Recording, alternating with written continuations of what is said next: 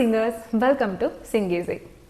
First song எப்படி பாடுறது? நான் இதுவரைக்கும் பாட்டு கிளாஸே போனதில்லை. ஆனால் ஒரு பாட்டாவது நான் ஒழுங்காக கற்றுக்கிட்டு ஸ்டேஜில் போய் பாடணும், இல்லை ஃப்ரெண்ட்ஸ்க்கு முன்னாடி பாடணும், இல்லை என்னோட செல்ஃப் சாட்டிஸ்ஃபேக்ஷனுக்காகவாது ஒரு பாட்டை நான் ஒழுங்காக கற்றுக்கிட்டு பாடணும் அப்படிங்கிற கேட்டகரியில் எத்தனை பேர் இருக்கீங்க அப்படிங்கிறத நான் தெரிஞ்சுக்கணும்னு நினைக்கிறேன். நீங்களும் அந்த கேட்டகரியில் இருந்தீங்கன்னா ஃபர்ஸ்ட் அப்படின்னு கமெண்ட் பண்ணுங்கள். ஸோ இந்த விஷயம் நான் தெரிஞ்சுக்கிட்டாதான் பிகினர்ஸ் பாயிண்ட் ஆஃப் வியூவில் நிறைய வீடியோஸ் நான் அடுத்தடுத்து உங்களுக்காக போட முடியும். நீங்கள் முதல்ல ஒரு பாட்டை எடுத்து ப்ராக்டிஸ் பண்ணி பாடணுன்னா என்னென்ன விஷயத்தெல்லாம் ஃபாலோ பண்ணணும், எப்படி அந்த பாட்டை ப்ராக்டிஸ் பண்ணுறது அப்படிங்கிறத பற்றி தான் இந்த வீடியோவில் பார்க்க போகிறோம். அண்ட் இந்த வீடியோ எஸ்பெஷலி ஃபார் பிகினர்ஸ், அதாவது கர்நாடிக் மியூசிக் எதுவுமே படிக்கல, இது வரைக்கும் நான் பாட்டு கிளாஸே போனதில்லை, ஆனால் ஒரு பாட்டாவது ஒழுங்காக நான் எடுத்து பாடி ப்ராக்டிஸ் பண்ணணும் அப்படிங்கிறவங்களுக்காக தான் முக்கியமாக இந்த வீடியோ. டிப் நம்பர் 1 என்னென்னா, சூஸ் அ சிம்பிள் சாங். நீங்கள் எடுத்த உடனே ரொம்ப ஒரு நிறைய கமகங்கள் இருக்க மாதிரி, நிறைய மாடுலேஷன்ஸ் வளைவு நிலைவுகள் இருக்கிற மாதிரி ஒரு பாட்டை எடுத்திங்கன்னா கண்டிப்பாக உங்களுக்கு கஷ்டமாக தான் இருக்கும். அண்ட் உங்களாலையும் அதை கான்ஃபிடெண்ட்டாக டெலிவர் பண்ண முடியாது.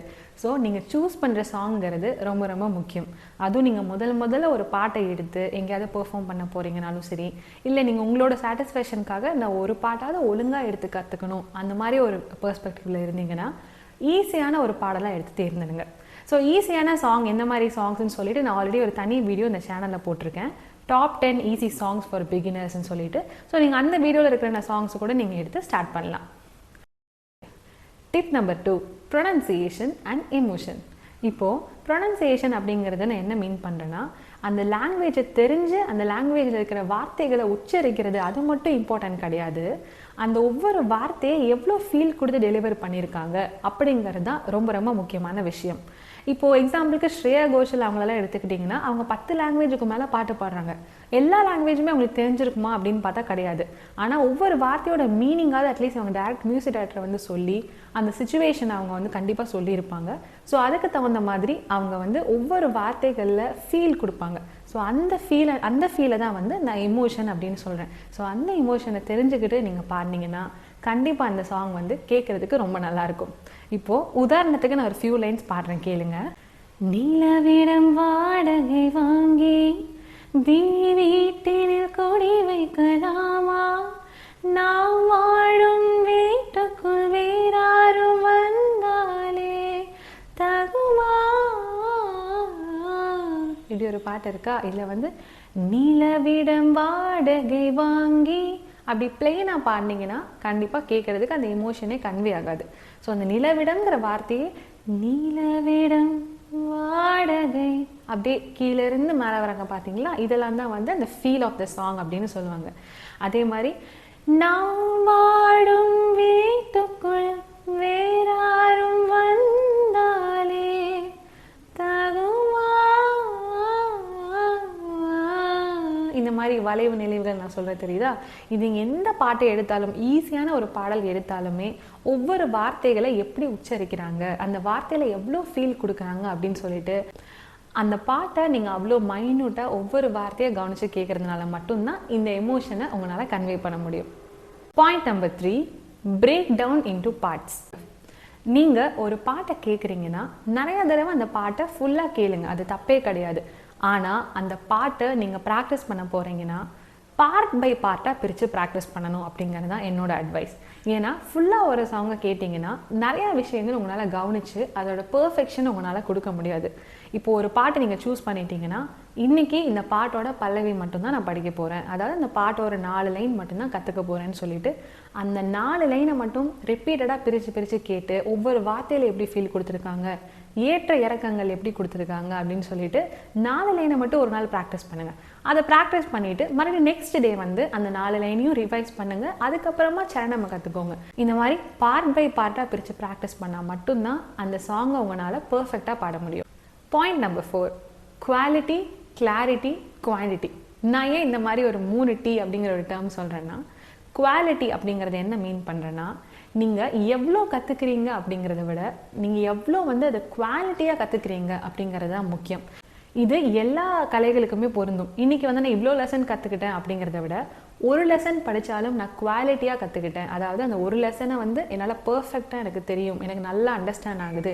அந்த மாதிரி விஷயத்தை தான் நீங்கள் வந்து ஃபஸ்ட்டு ஃபோக்கஸ் பண்ணணும். ஸோ அன்றைக்கே வந்து இந்த சாங்கை முடிச்சிடணும், நான் கரோக்கியோட பாடணும், வீடியோ போட்டணும் அப்படின்னு இல்லாமல் 4 லைன் கற்றுக்கிட்டாலும் அதை வந்து நீங்கள் சப்போஸ் அந்த சாங்கை உங்களை யாராவது பாட சொன்னாங்கன்னா பர்ஃபெக்டாக அதை டெலிவர் பண்ணுற அளவுக்கு உங்களுக்கு அந்த கான்ஃபிடென்ஸ் வரும். அப்போ தான். அதே மாதிரி கிளாரிட்டி அப்படிங்கிறத என்ன மீன் பண்ணுறேன்னா, ஒரு பாட்டை கேட்குறீங்கன்னா நிறைய விஷயங்கள் அந்த பாட்டில் நுணுக்கங்கள் அப்படின்னு சொல்லுவாங்க. இதை தான் வந்து வாய்ஸ் டைனமிக்ஸ் அப்படின்னு சொல்லிட்டு ப்ரொஃபஷ்னலாக சொல்கிற டேர்ம். இந்த நுணுக்கங்களை எப்படி கொண்டு வர்றது அப்படின்னா, இதே மாதிரி நான் சொன்ன மாதிரி தான் ஒவ்வொரு வார்த்தையாக கேட்குறதால மட்டும்தான் வரும். இப்போது உதாரணத்துக்கு ஒரு சாங் கேட்டிங்கன்னா, புது வெள்ளை மழை இங்கு பொழிகின்றது, இந்த கொள்ளை நிலா உடல் நனைகின்றது, இப்படி ஒரு பாட்டு இருக்கா. இந்த பாட்டு வந்து கேட்ட உடனே நீங்கள் நினைக்கலாம் இது ரொம்ப ரொம்ப ஈஸியான சாங் தான். டியூனாக கேட்கும் போது ரொம்ப சிம்பிளாக தான் இருக்கும். எப்படின்னா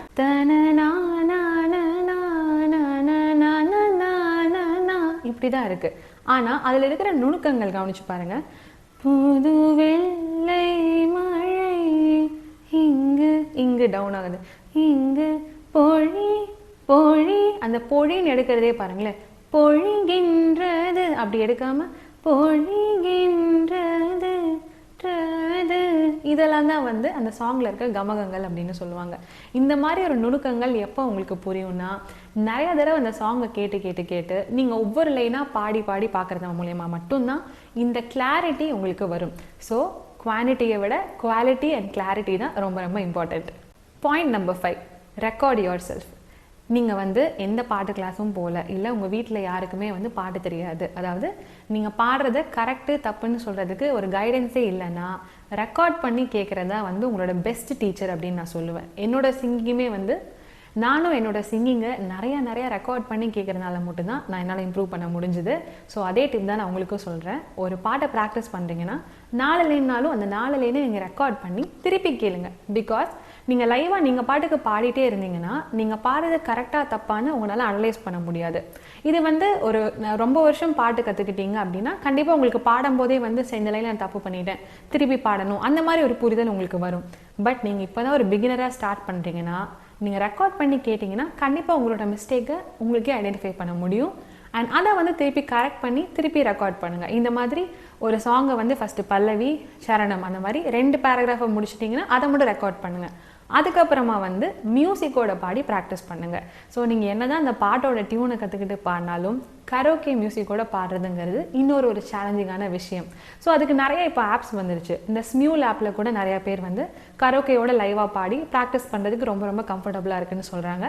ஸோ நீங்கள் அந்த மாதிரி கூட அந்த பாட்டை கரோக்கையோட ப்ராக்டிஸ் பண்ணி ரெக்கார்ட் பண்ணி கேட்டிங்கன்னா நீங்கள் என்னென்ன தப்பு பண்ணியிருக்கீங்க அப்படின்னு கண்டுபிடிச்சி அதை மறுபடியும் திருத்திட்டு ஒரு 1 or 2 வீக்ஸ் கழிச்சு நீங்கள் திருப்பி பாடும்போது கண்டிப்பாக உங்களுக்கு டிஃப்ரென்ஸ் தெரியும். நான் ஃபஸ்ட்டு நாள் இப்படி பாடினேன், பட் ப்ராக்டிஸ்க்கு அப்புறமா நான் இந்த அளவுக்கு இம்ப்ரூவ் ஆயிருக்கேன் அப்படின்னு கண்டிப்பாக உங்களாலே கண்டுபிடிக்க முடியும். அண்ட் அதே மாதிரி நீங்கள் தான் உங்களோட பெஸ்ட் டீச்சர் அப்படிங்கிறத நீங்கள் புரிஞ்சுக்கணும். ஸோ இந்த 5 இம்பார்ட்டன்ட் டிப்ஸை பார்த்தாச்சு. இன்னொரு போனஸான டிப் உங்களுக்காக என்ன சொல்கிறேன்னா, நிறைய பேர் வந்து கமெண்ட்ஸில் வந்து கேட்டிருந்தீங்க, நான் நல்லா வீட்டில் இருக்கும் போதெல்லாம் நல்லா பாடுறேன், பட் 4 பேருக்கு முன்னாடி பாடும்போது எனக்கு ஒரு மாதிரி ஒரு பயமாக இருக்குது, பதட்டமாக இருக்குது, வாய்ஸில் நடுக்கம் வருது, ஸோ அந்த மாதிரி டைமில் என்ன பண்ணுறது அப்படின்னு சொல்லி கேட்டிருந்தாங்க. ஸோ இதுக்கெல்லாம் பேர் வந்து ஸ்டேஜ் ஃபியர் அப்படின்னு சொல்லுவாங்க. இந்த ஸ்டேஜ் ஃபியர் வந்து எப்போ வரும்னா, ஆப்வியஸ்லி நீங்கள் வந்து நிறைய பேர் முன்னாடி பேசி பழக்கம் இல்லாமல், இல்லை இப்போ வந்து நீங்கள் புதுசாக பாட்டு கற்றுக்கிறீங்க அப்படின்னா திடீர்னு ஒருத்தங்க பாட சொன்னாங்கன்னா பாடும்போது கண்டிப்பாக இந்த தயக்கம் வரதான் உங்களுக்கு செய்யும். இதை எப்படி அவாய்ட் பண்ணுறதுங்கிறதுக்கு ஒரு சிம்பிளான ட்ரிக் என்னென்னா, கண்ணாடி முன்னாடி நின்று பாடுங்க.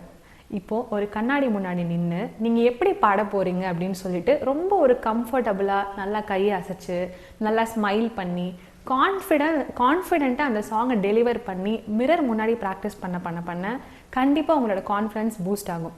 நீங்கள் அந்த மாதிரி ப்ராக்டிஸ் பண்ணிகிட்டே வந்தீங்கன்னா டெஃபினட்டாக ஒரு எவ்வளோ 1000 பேர் 2000 பேர் முன்னாடி பாடணுன்னாலும் உங்களுக்கு அந்த கான்ஃபிடன்ஸ் தானாக உங்களுக்கு வரும். அண்ட் அதே மாதிரி இந்த கான்ஃபிடன்ஸ் நீங்கள் எடுத்த உடனே நீங்கள் பண்ணணும்னு கிடையாது.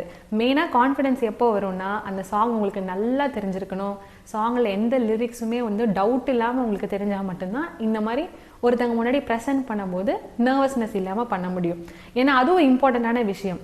எனக்கு வந்து ஸ்டேஜ் ஃபியரெல்லாம் இல்லை, நான் எல்லாத்துக்கு முன்னாடி நல்லா பேசுவேன், அந்த மாதிரி நீங்கள் ஒரு நல்ல ஒரு போல்டான ஒரு பர்சனாக இருந்தாலும் அந்த பாட்டில் உங்களுக்கு கான்ஃபிடென்ட் இல்லைன்னா கண்டிப்பாக அது வந்து ஒரு நர்வஸ்னஸாக மாறி அது ஸ்டேஜ் ஃபியராக வரலாம்.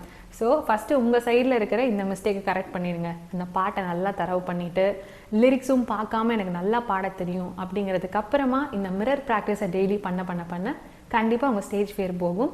அண்ட் டெஃபினட்டாக உங்களோட ஃபர்ஸ்ட் சாங்கை ரொம்ப சூப்பராக கான்ஃபிடென்ட்டாக உங்களால் ப்ரெசென்ட் பண்ண முடியும். ஸோ கண்டிப்பாக இந்த 5 டிப்ஸும் அண்ட் கடைசியாக சொன்ன இந்த போனஸ் டிப்பும் உங்களுக்கு ஹெல்ப்ஃபுல்லாக இருக்கும்னு நம்புகிறேன். ஸோ இந்த வீடியோவை பற்றி என்ன ஃபீல் பண்ணுறீங்க அப்படிங்கிறத மறக்காமல் கமெண்ட் பண்ணுங்கள் அண்ட் நிறைய பேருக்கு இதை ஷேர் பண்ணுங்கள். ஸோ இதே மாதிரி சிங்கிங் ரிலேட்டடாக நிறைய விஷயங்கள் ஸ்டெப் பை ஸ்டெப்பாக கற்றுக்கிறதுக்கும் தமிழ் ஃபிலிம் சாங்ஸை ப்ரொஃபஷ்னலாக எப்படி பாடுறதுங்கிறத தெரிஞ்சுக்கிறதுக்கும் சிங் ஈஸி சேனலுக்கு சப்ஸ்கிரைப் பண்ணுங்கள்.